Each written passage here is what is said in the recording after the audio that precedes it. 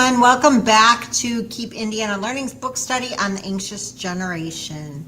My name is Melissa Wally, and I'm an innovation coach at Keep Indiana Learning. I work for Hanover Community Schools as a technology coach and ed tech specialist. And today we will be discussing chapters 11 and 12 in our book, and these chapters are starting to focus on us in the schools and what we can do. So as always, we have Diana Knox here to help dissect the chapters. And then Amy Stevens has joined us once again this week. And so we're thrilled to have you back, Amy. Yay, thank you. I literally, like, after the first couple of chapters, it was like, well, now I have to be there for everything because this is just too good. Not only the time with you both, but also the time spent in these pages and like, look at these notes and like all, it's been amazing. But hi, everyone. Again, I'm Amy Stevens. I too am an innovation coach with Keep Indiana Learning, as well as a full-time teacher and technology integration specialist at South Henry School Corporation. I am just honored to be a part of this conversation and just really lift up the work that Jonathan, our author that we've been talking about, has just brought to the table. And I keep saying this conversation that I have in my head is sort of now out loud with this community. So we thank you, listeners, for sticking with us, reading along with us, and just having so much fun. Diana, thanks for dissecting the chapters with us and just allowing these notes to come to life. Yes, I'm so excited to be here. I'm Diana Knox. I make up the trio for today. I also am an innovation coach with Keep Indiana Learning, but my daytime job is that I am a technology instructional specialist at Clay Community Schools over in Brazil, Indiana, and I am a lover of learning. I have kind of discovered that it doesn't matter if I get curious about something, then I just start investigating and reading, and sometimes that makes for some long days and some long nights because, those rabbit holes you go down. But I'm excited to be here. We were just talking kind of off screen that this started earlier this fall, but we are really nearing the end of our journey in discussing this book. We're, into that collective action piece of what can the different groups do. And today we're going to talk about both parents and schools and steps that we can take to think about these technology pieces with our students. And so we can just jump right on in, and I'll turn it back over to Melissa. So the chapter starts out talking about this quote, this standing on a whale fishing for minnows, which I thought was interesting, thinking about a big thing versus many small things. And so to think about this anxiety that's taking place in the generation, there's two whales, really, the two big things that schools can do using resources that we already have. And so those are to help with prevention and then reduce the overprotection that we've talked about in the past that kind of naturally has started to happen. And so number one are phone-free schools. And that used to seem to be more of a foreign concept, but it's kind of becoming more mainstream. And then number two is more free play. And so I think those two things are the start of what Jonathan is saying that could really be effective measures to make a big change. And so thinking about phone-free schools, there's this story about a middle school in Colorado that had the highest teen suicide rates in the state, and they implemented a cell phone ban. And so by now we can kind of all tell our own stories about what happened with the cell phone bans in our own school and how we've seen changes ourselves. And I think we've talked about that. But I don't think that anyone has any doubt that a school full of students that are always thinking about their phones almost all the time, whether they're texting each other, scrolling through social media, playing games, or thinking about those things, is going to be a school that has less learning and drama and less community and belonging than ones that do not have those things. So I think that is a start, and I could see why that would be something to be desired. Like, let's get rid of the focus on phones, no matter how we can do it, whether it's a ban or, less of the phones, having them put away. There's different ways that you can go about that, but I can see where he's coming from with that. So I'm thinking about those policies. All schools handle that differently, and all communities are different. But I think that we know that when students have their phones, policing becomes a big job. And that's really the last thing that teachers need to be worried about right now. It's like, do you have your phone? Where's your phone? Put your phone away. We don't need that. So I think if we can take that off the plate of teachers, it does make it a lot easier. And also, I think it rests children's minds that they know no one has their phone. Like, I'm not alone here, because it's not me that doesn't have their phone. Nobody has their phone. We're all together. We're all doing the same thing. So the elephant in the room there is that some parents believe that and feel very strongly about that they need to be able to reach their children immediately for several different reasons. They want their kids to have phones. Some believe that and feel that way because if there's an emergency, they want to know that they can get a hold of their child. We do have this reality that there's violence in schools, and they want to have access to their children at all times. And so that should be a consideration of the schools as they make decisions to how they're allowing students to have phones.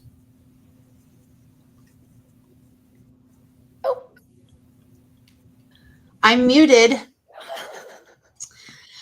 I thought that was such an interesting thing because that is probably the number one thing that has come up in the discussions in our community after the new state law went into effect, was I want to be able to reach my student. And I think that the juxtaposition of that is, it's two things. I'm not a parent, but I fully understand that desire, that need to be able to reach my child. I cannot imagine what that might feel like if I couldn't. But on the flip side, when the students are paying attention to a phone or worried about a text or a phone call, they are not paying attention to what's going on around them. They're not paying attention to the adult in charge that is trying to keep them safe, that has some training on some of these things. And so those two concepts kind of war with each other. And so that may be something that parents aren't thinking about in that argument of, I want my child to have the phone. There is an adult there that's doing their level best to protect the child. And if your child is distracted and not paying attention, they could potentially be at more risk and not as safe. And that's a hard discussion. I don't have a perfect answer, but something we all need to think about coming at it from different levels. I think the fact that they've been doing this since 2012 is just, I have a kid that was born in 2012, and I'm like, okay. And, both my kiddos go to school in my building, and so they always have access to me. So that's why we never did phones. And their first thing was, but I got to be able to notify you if something changes. And I'm like, right down the hall, don't have to call or text. You could just come see me. And, I thought to myself, what a good conversation about our culture and our community and how we feel this need to be connected at all times. Because if we're not, what if something, like the what ifs, right? And so it just really, I would love to sit in like on a panel or coffee with a lot of the parents of this school and just say, like, tell me about the past 12 years. How is this gone for you? Because we've just done it for like 3 months. I just would love that. I don't know. It just was super interesting to me, that the longevity and the feedback from it. Mm-hmm. It really is interesting. And thinking about myself as a parent, I've said before, my kids are older, but, when my kids were in middle school, they didn't have phones. So it's like, that wouldn't be foreign to me because that's how it was. Yeah. So there haven't always been phones in kids' back pockets. So That sure has changed rapidly and quickly. And it's amazing how dependent and reliant we are on that. And I can't remember which one of you said it, but that instant communication and that constant connection. I've been out of the classroom for 8 years, but when I was still in the classroom, I remember 90% of the time, if I busted a kid because they had a phone, it was because their parent was texting them. And that's what caused the notification to go off. And that was kind of the start of it, because that's been a while. And we've talked about the lack of how that interrupts your productivity when you're constantly looking at a notification or looking at checking. And so I think that in their desire to stay connected, parents are also helping contribute to some of those barriers or those interruptions that can impede focus in the classroom. sure. Oh, absolutely. Absolutely. It's, I think I shared with you in the last recording that I was working with some college students at Indiana University. One of their questions was about the cell phone ban laws that have come out and how they've sort of evolved and what they actually look like in the schools. And the teacher panel that I was with, we all had a different response of how it was going. And somebody said, one of the students said, well, I just don't understand, how can you be in the know? And I was just like, I just kind of giggled a little bit. And I'm like, okay, I want you to flash back to 1996 when I was sitting in this exact lecture hall. And I knew that at 2:00, I had to meet a group for a group project. And there were consequences if I didn't show up and didn't stay true to my word. So I was like, I started thinking, what are these ways that we can stay true to our word and not just assume that, instant gratification through communication will just occur when the word changes. I don't know. It was just sort of interesting. I think it's this is a conversation that is full. I want to be full disclosure. I don't have all the answers. Yeah. But I know this is a touchy topic because parents want the best for their students. Schools want what's best for the students in there. We're all trying to serve them in the best way possible. But I think it's unavoidable to think that phones or social media or gaming hasn't become a challenge that is everybody's problem. They talk about how the internet itself is a boon to education in the book, and students need the internet to do their research, and teachers need the internet for innovative lessons. And I think that's the big takeaway that I think some people immediately were their knee-jerk reaction was, well, then we don't need technology in schools. And that's not a rational reaction either, because technology is so much the focus of a lot of our world and our jobs, and we have to think about future readiness and career readiness. And so we can't remove the technology entirely. We need that research. We need the interactions.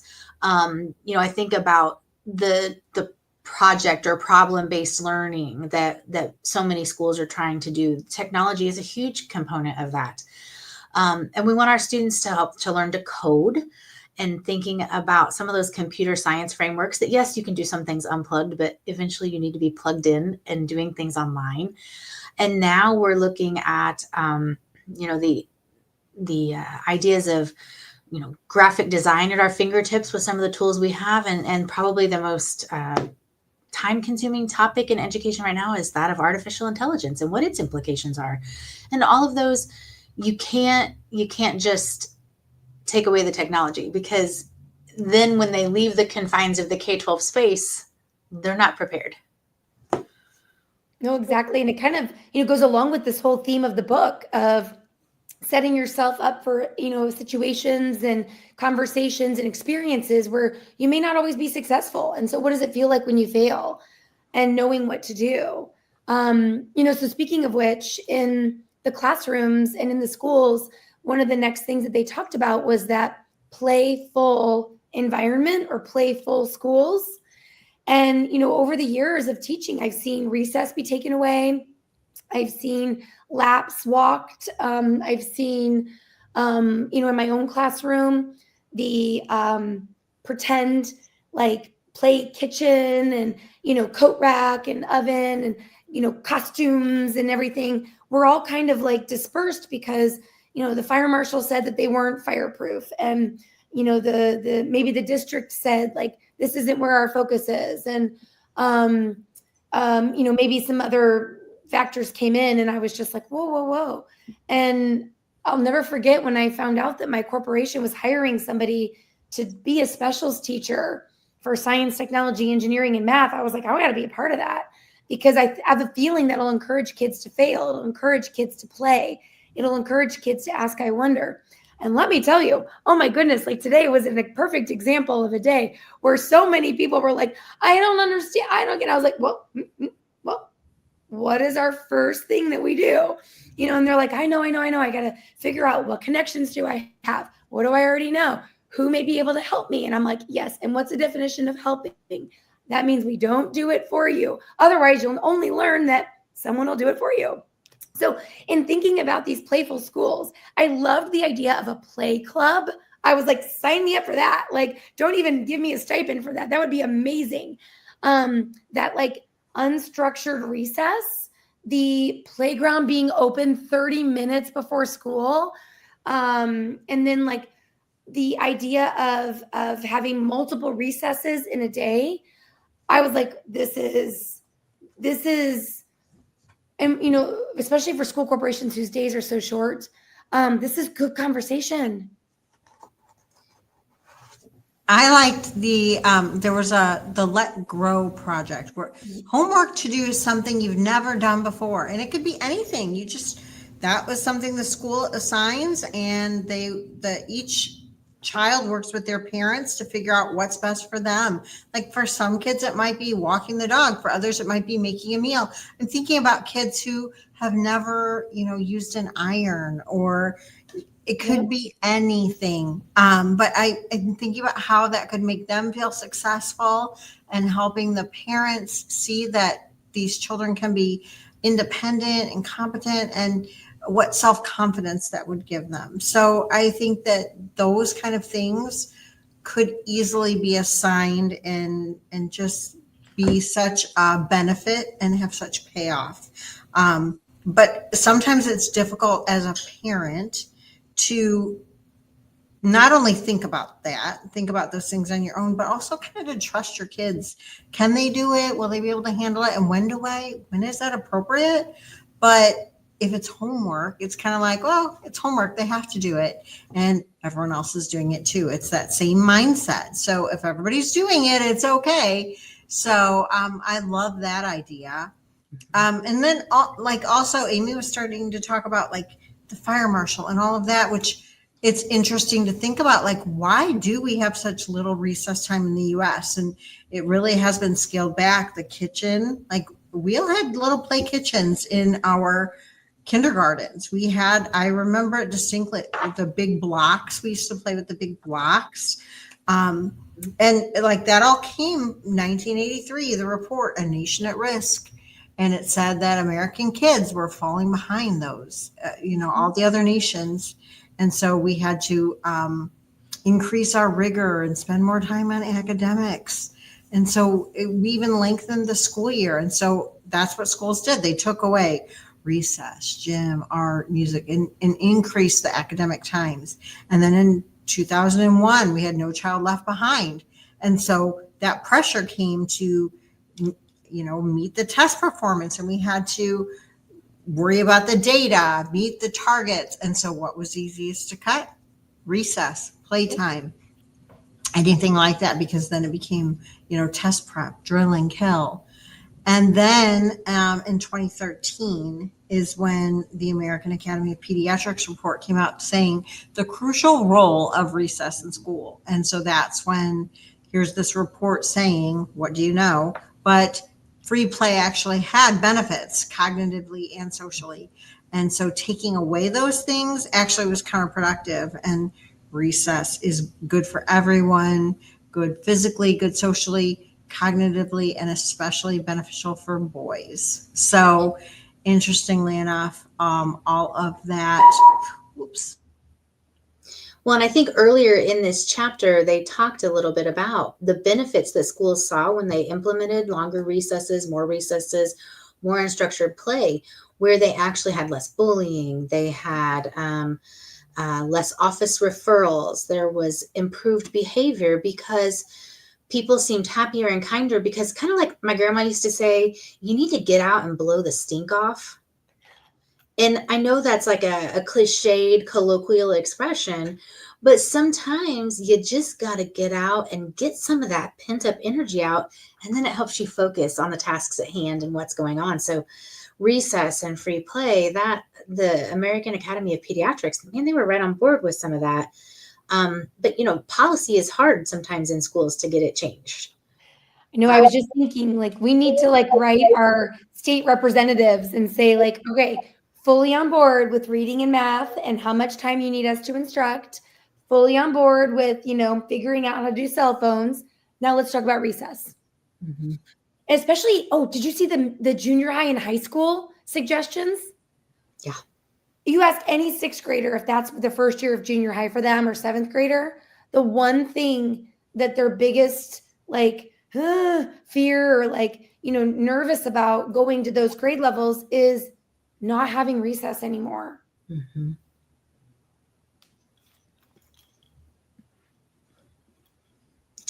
So I like how they were talking about how schools can improve recess. Mm-hmm. So about, giving students more of it at all grade levels. They talked about how every age level needs some type of free time to just blow the stink off, again, for the lack of a better term. They recommend that schools don't revoke recess as a punitive punishment. And I know in our district, we have moved to that. You don't want to take that away because the kids really need that. And especially the kids that act out so much sometimes, they already have enough trouble sitting still. So if they're not given that opportunity to really engage that body and get moving, it maybe just exacerbates the problem in the classroom. Improving playgrounds. I don't know about you guys, but the playgrounds of yesteryear, I think about the playground I grew up on is very different from the playground that elementary schools have now because of the danger of the hot metal slides or the teeter-totters, or even what do we call merry-go-round. And so I liked how they talk about how in Europe they have adventure playgrounds. Don't those look so cool? I know. Or like a junk playground, not like a junkyard. I think that would be somebody's first picture of this, but where you just put odds and ends there and the students are able to use their imagination and creatively decide how they spend their time. And this is, I think, so important, whether or not you're doing the play club or these recesses, it's that adult structure is not needed. The adults have got to not put their own rules and tell them how to play tag or tell them how to build this or tell them how to design, Project X. And so when it gives kids the opportunities to work together, they collaborate, they have agency, they kind of develop some of those leadership tasks. It talks about how older kids can work with younger kids and they learn how to mentor and to take care of things. So I think the idea of a nature playground where, people don't get outside as much anymore. And depending on where you live, I live in a very rural area. Some of the things that they were talking about when we get into the next chapter are not practical for us because you can't do some of the things. But I think about in nature, we could definitely provide that because some of our elementaries are even in rural environments. And so they can do nature walks or things like that. But then the implications or what happens when we do this is we reduce the rules. We increase the trust in the kids. It increases those opportunities for risk and challenge. And we actually see that once the students figure it out, and we gotta be okay with them being uncomfortable. There's going to be discomfort for both the students and the adults at some points in time because we can't micromanage it for them. We can't tell them what to do. We gotta let them figure it out. But once they do, we see a lot of benefits and a lot of growth and a lot of confidence building.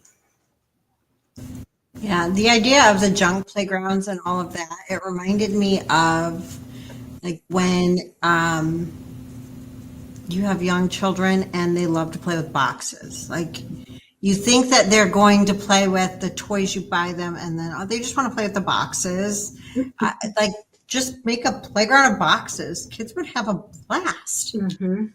I know I had a friend who had a box party one time, and they it was basically like the book Not a Box. Like, this is not a box. This is a rocket ship. This is not a box.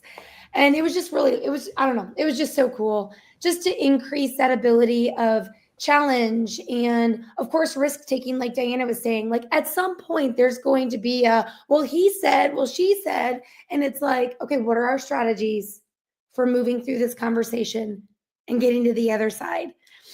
Speaking of which, like, less hovering of adults, chapter 12 was all about parents, and I was like, oh, hey, okay, let's see what we got to say about this. I might or may not be secretly like wanting to go around my town with signs that, like what we saw in the book, like, parents, kindly step away from your children. Like, parents, kindly stop hovering over your children. It was some of these signs that they had outside of playgrounds, I was like, oh, that is amazing that they have those up.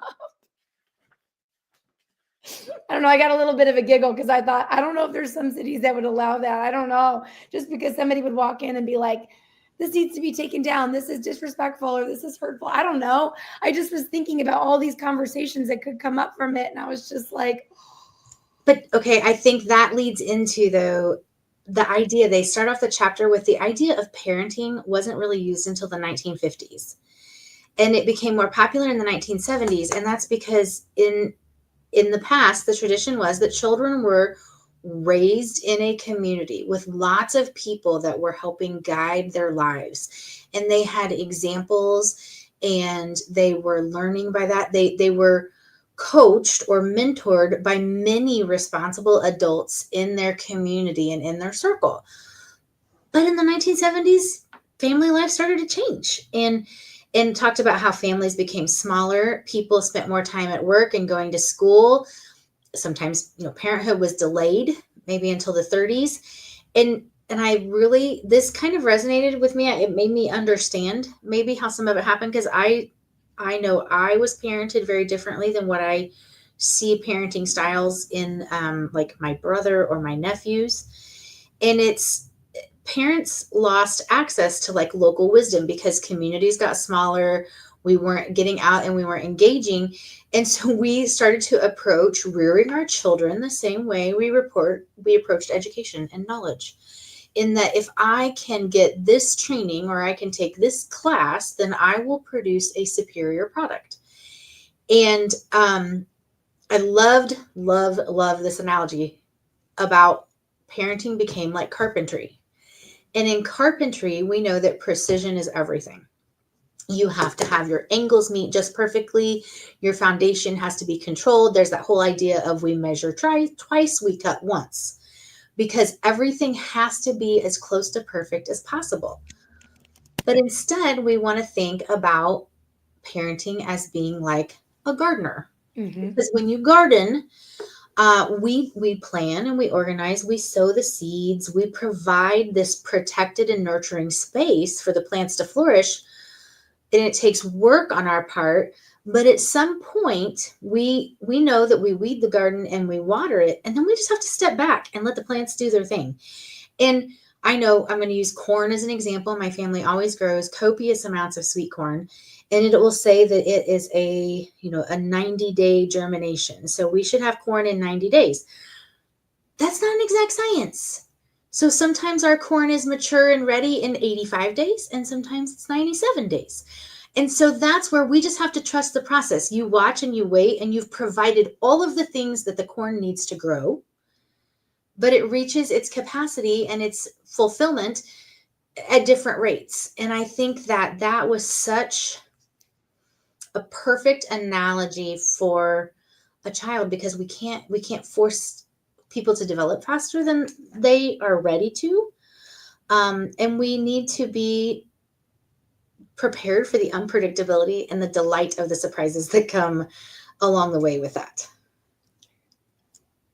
I love that so much too, because you think about the ecosystem that goes into that. And, you know, a community has an ecosystem, and it really could work together. And I just really find that these conversations that we're having, and that, you know, I hope that others continue to have, will allow us to take, you know, this idea of parenting and continue to grow it, and allow us to, you know, link arms and feel like, okay, we can do this. And so as parents, they talk about, like, you know, you don't have to make every second special or educational.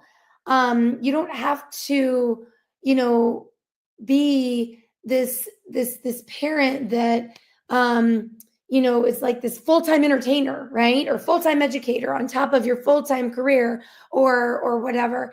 And so it's super neat to allow this balance to come in, where I loved how they said, like, watch your own habits, watch your own modeling, or excuse me, be a model for what you say and what you do. And isn't that true? How many of us have had parent teacher conferences? You know, we're like, oh, hello, tree. I have your apple every day. And so it's just super interesting to see the difficulties that don't necessarily have to be difficult. And it talked about, like, social media and the internet being like weeds in the garden. And I'm like, okay, well, what are some ways that we can make them like a, you know, a fertilizer, and find this nice balance. It was just super interesting to see them go through the different age groups and what is appropriate. And then when you step back and look at all of that, there's like this ladder, this scaffold. I love to see that continuum. That's the best word I'm looking for. So I know we talked before about, like, making sure that kids have less screen time. You know, and that's just a common phrase in general, less screen time. But we do want to say that, like, there's good screen time too, because there's FaceTime and there's Zoom, and some of those things are giving children time with loved ones and friends that wouldn't exist otherwise. And I say that all the time. Like, if I could go back and have some of those moments with family members that I didn't have because those things didn't exist, I would do that in a heartbeat. So it can be worth it for those kinds of screen time moments. We don't want to say, like, no screens, all screens are bad. So keep that in mind. But it can be difficult to avoid using a screen sometimes to keep kids occupied. You have an appointment, or you have a call, or make dinner, or need to take a break. So those kinds of things are what you want to avoid, like TV, videos, and all of that is what you want to make sure you're minimizing. And there are specific guidelines by age on page 271 in the book. It goes very detailed. Yes. But again, just like with what schools do, different things work for different families. All children are different. It would be so easy if there was just like oh, you had a baby? Here is ages 0 through 18. And congratulations. Wouldn't that be lovely? But and it will never deter from the guided playbook. Yeah, unfortunately, it's not the case. So, you have to take all guidelines with a grain of salt. But yeah, I did want to make sure that we mention, the importance and the value in some screen time. Absolutely. And also that, like, when we first started giving our kids screens, it was when they were brand new. Nobody had any idea of what the implications could be down the line. So we just have to remember that it's never too late to reverse course and to make changes that work for you, your child, your family, your situation, and just move forward. Yeah. Yeah. So ages 6 through 13, elementary and middle school, I think those are really important years for technology. We have the kids that really care more about social norms and about how their peers see them. And it's crazy to think that starts as young as age 6, but it really does. But one thing you want to consider is who are the healthy learning models and how to make sure you're inserting those into your children's lives. Because if you don't do that, they're going to pick it on their own. So the shared experiences in the real world, we want to make sure that you're sharing, making sure that kids are sharing their experiences with others and avoiding at all costs, like just being at home alone, playing games in their room or on social media alone. That's not the best case scenario. So we do want to practice letting students being out of our sight, untethered, as we call it. So sometimes they just have free reign playing. They don't have to have a phone in their pocket when they're playing with their friends in the neighborhood all the time. And that increases the independence. Encourage sleepovers and play dates. Don't always micromanage. Let them walk to school in a group. And I think that makes them feel like such a big kid. And, one of the things that was mentioned in the book is if you don't live close to the school, you can drive them, even to a point where it's 5 minutes away and let them walk the rest of the way, meet up with a group, that free play after school, go camping, summer camp, if that's a possibility. And, if you live in a child-friendly neighborhood, that's wonderful. They called it a playborhood. I love that. I did too. I could see that as a new feature on the realtor.com app. Right, a playborhood. So the cure for parental anxiety, I love this, is exposure. And isn't that the truth? Like it's like exposure therapy, because our kids are more capable than we think, just like everything. We just have to get used to it. And that's the hardest part. Yes. I know my son used to despise going to the grocery store with me. And I just was like, okay, at some point we need milk. Like we're just going to have to go. And I just wasn't going to placate to, his not liking going. It was just like, we're going, but I'm not above like making it fun for you. So do you guys remember the show Supermarket Sweep? Yes. We would go in and we would, get my cart, and the first area that we were in was produce. And I would think, what is close enough, but far enough away, close enough that I have control, I can kind of see, I can hear, but far enough away that he feels like he's on his own. And I would say, okay, here's what I need you to go get. You have 2 minutes, and it'd be like an aisle over.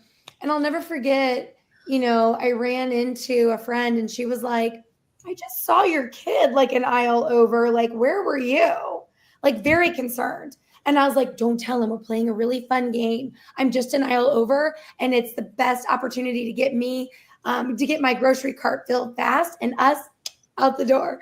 And she was like, oh, I don't know that I could let.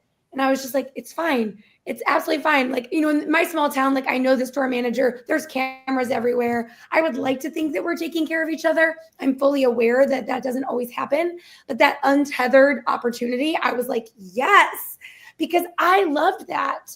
I mean, I remember as a kid, my parents were like, all right, it's pizza night. Amy, it's your turn to order. And I would have to call and order it on my own. And they were like, better not mess up because this is what we're expecting to get, and I had to learn how to do that. And I was nervous and I thought, oh gosh, what if they put the wrong thing on there? And then when we went to go pick it up, I had to walk in, ask for it, pay for it, get the right change and come back out. And I mean, my parents were right there. Like they could see me in the window, but I still felt like I was doing something independently. Right. Mm-hmm. Just amazing opportunities that, again, I think that exposure therapy is wonderful. And, there is a lot that we can do as families to bridge that barrier, or excuse me, that connection, between technology and allowing us to have that untethered, opportunity. And so one of the things that the three of us have been talking about off screen is how can we educate other families, teachers on what filters, what controls, what things are even available. And we know that things are changing all the time. So what are some places that you can go to? Like, what are some sources that you can really count on? And Common Sense Media is always a great one. What are some, things that you can watch for? I mean, your child's pediatrician is going to be another one to just watch for that problematic behavior. And then those conversations to have with each other as you raise a child together. as teachers, as we're raising groups of children together on what is, appropriate and what are the risks and so forth. Just super interesting section on elementary overall. And I like that reminder to maybe consider delaying social media accounts until they're 16. The longer we can put off that type of exposure, and comparison is the thief of joy. We've heard that our whole lives. And I think that's one thing that social media can lead to. As we get into that teenage year of moving into the high schools, we have to think about increasing freedoms and responsibilities, because you're approaching the point of where they might be 16 and they might be more mobile. And then you think about when they graduate from high school and they're going to go on to their next steps, whether that's the job force, if it's military, if it's college. We're always like looking at ways that we can make sure that our little birds are ready to fly the nest. So we have to think about letting them grow the boundaries of what they do. Relying on them, giving them responsibilities, helping them be responsible about those things. We want to talk about encouraging them to get jobs and increase that accountability level, because it hits differently when it's another adult telling you what to do versus when it's a parent telling you what to do, or a family member. Yeah. Leadership opportunities, getting out in nature, just all of those things. I think about, yes, I'm a little old lady sometimes these days as I think about when I was a kid, but I grew up on a farm. So I grew up very differently than some people if you live in a very urban environment. But from the time I was 9 years old, I was home by myself a lot, doing things around the farm while my parents were out working in the fields and doing things. So I think responsibility was something that hit me at a very early age. And I think it's extended on in. And you can always sometimes tell when you encounter somebody who has had very few responsibilities in their life. I remember, students that I always used to joke that they couldn't remember to bring a book to class when they got to high school, because everything had been done for them previously. And so we've got to think about not just the moment, but the future too, in what we're doing with some of these restrictions and these choices we have to make to let our teens grow confidently so that they're ready for the real world. Have you guys had the conversations about like getting your license? We were talking about that because we've got a kiddo in driver's ed right now, and I've had more people say to me, like, I'm surprised that they're doing that, like that they actually want to get their license. And I was like, well, my husband and I really came at it from a point of, this is how you are a contributor to the society. You are ready and willing to be able to move an operating motorized vehicle or operate a motorized vehicle if and when needed.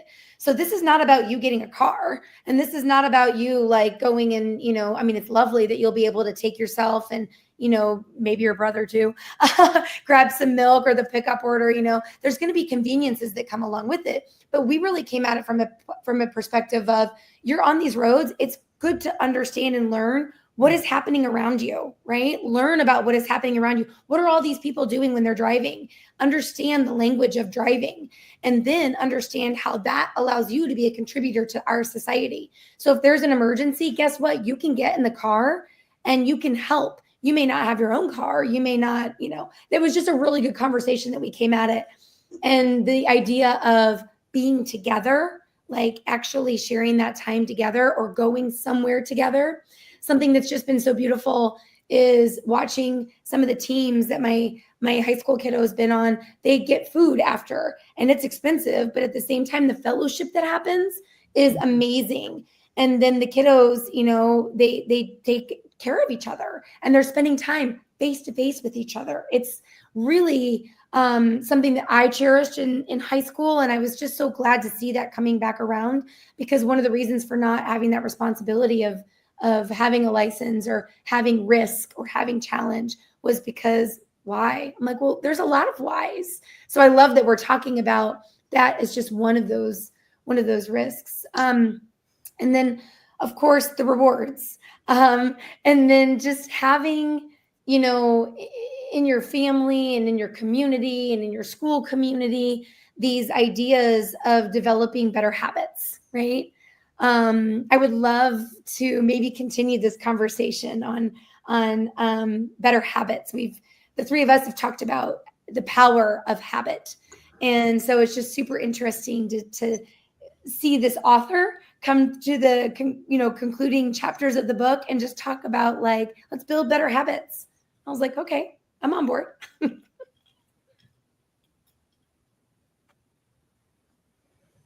Yeah, I think because he talks a lot about how it's not about eliminating those screen experiences, like Melissa said earlier, but it's about better experiences on the screens and less of it.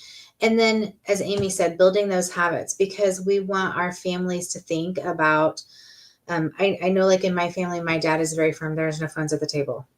My dad's older and he's traditionalist, but that's something that the grandkids even adhere to. And they kind of laugh and kind of roll their eyes. But when Pa speaks, they listen and they do what he asks, because it's that habit and that time. It forces them to have that interaction time with us. Thinking about habits as a family. Do you want phones in the bedroom? I think about the thing about my phone being the first thing I reach for of a morning. Like it's caused me as an adult to rethink some of my habits, to make better use of my time and be more productive. And so if I can learn some of that and model, and we can work on that as a family, I think that's always a good thing to think about. I love that. I love just the ways of engaging each family member. And that can be in your classroom too. It can be in your community, to have a job, to have a role, and just to serve that. I know I love, where was this I love how like in all caps it said, I want to make one final point. And I was like, let me see, what is that one final point? It was just really neat just to see the connections. Oh, I know. It was about how the smartphone had changed the parent-child relationship. Sorry, I wanted to make sure, because the same time kids were getting smartphones, parents were getting them too. So it was like they were learning together. And I was like, ooh, that's so interesting. And just That was how me we're as a all doing parent. our best. We're doing our best. And so I hope that that's come out through these sessions that these conversations that we've been hosting, is that, we're lifting up everyone for doing their absolute best and just asking just to have the conversation. What do you think about this? How could we do better? What do we like? How do we want to move forward? Listening to you talk, I just had like the thought of one of my very favorite quotes ever is from Maya Angelou. And it's, do the best you can until you know better. And when you know better, you do better. Yeah. And I think that's all any of us can ask for in this. And I think that is a great way to maybe even wrap this up today. Mm-hmm. If you've hung with us this long, we've been chatty, but there was a lot to unpack on these two chapters. And we're almost to the very end of the study in the book, and there's so much to think about. And again, just to reiterate, there's not a one size fits all answer for this. You have to think about what works for you, your family, your community, the environment, no matter what your role in it is. But it definitely is going to be a partnership among all the stakeholders that play a part. So thank you so much for joining us for this session of The Anxious Generation by Jonathan Haidt. And we hope that you'll join us for our very last session in a couple weeks. And if not, also make sure just to check out that playlist on the Keep Indiana Learning site on YouTube. Have a good night. Thank you.